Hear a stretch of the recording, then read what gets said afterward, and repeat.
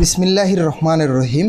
সংযুক্ত আরব আমিরাত ইউএ থেকে স্বজনদের কাছে ছুটি কাটাতে দেশে এসে চরম অনিশ্চয়তা ও দুশ্চিন্তার মধ্যে দিন কাটাচ্ছেন হাজার হাজার প্রবাসী বাংলাদেশি। দেশে আসি ছুটিতে, 4 মাসের ছুটিতে আসার পর আমার বিষয় নিয়ে সবকিছু ঠিক আছে, বিষয় অ্যাক্টিভ আছে। আমি চেক করছিলাম কিছুদিন আগে, কিন্তু দুবাইতে গত কিছুদিন আগে একটা খবর শুনছিলাম দুবাইতে নাকি বিষয় ক্যান্সেল হয়েছে, অটো ক্যান্সেল হয়েছে কোনো কারণ ছাড়া।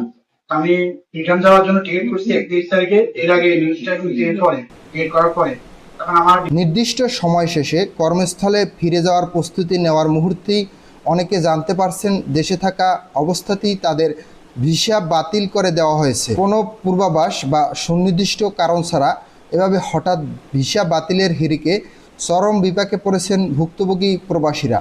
এই পরিস্থিতিতে ইউএর সরকারের সাথে কূটনৈতিক আলোচনার মাধ্যমে দ্রুত সমস্যা সমাধানের জন্য বাংলাদেশ সরকারের কাছে আকুল আবেদন জানিয়েছেন তারা। এখন আমি হাত জোর করে অনুরোধ করতেছি সরকারের কাছে যেন আমাদেরকে যাওয়ার মতো সুযোগ করে দেয়। আবার ভুক্তভোগীদের সাথে কথা বলে জানা গেছে, দীর্ঘদিন ধরে রক্তপানি করা পরিশ্রমের পর কষ্টার্জিত ছুটিতে দেশে এসেছিলেন তারা, কিন্তু ছুটি শেষে আমিরাতে ফিরে যাওয়ার জন্য টিকিট বুকিং কিংবা রি এন্ট্রি পারমিট চেক করতে গিয়ে দেখেন তাদের রেসিডেন্ট ভিসা ক্যান্সেল বা বাতিল দেখাচ্ছে।